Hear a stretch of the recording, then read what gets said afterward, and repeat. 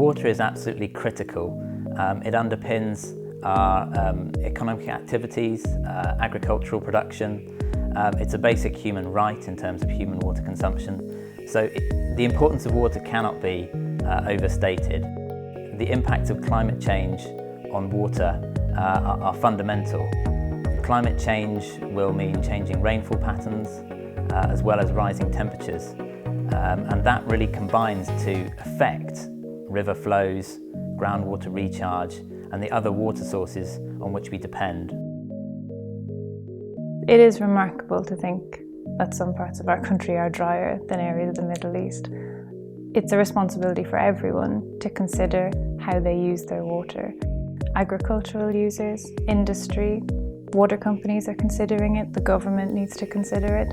It's really important that all of us consider how we use our water resources.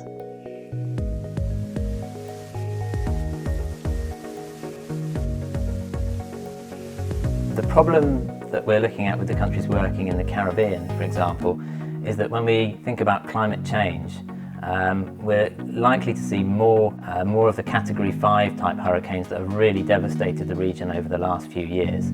And that presents a real challenge in these small islands in terms of maintaining the infrastructure required for effective water supply services. There are engineering solutions we can use to make water supply system infrastructure more resilient. And these are the kind of things we need to see more of going forward.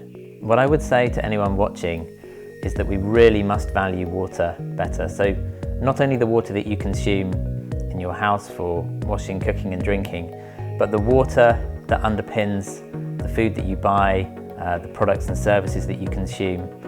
We really need to do everything in our power to mitigate climate change and minimise the effects that it'll have on our water resources and our water supplies. The potential impact of climate change on our water system in the UK is urgent.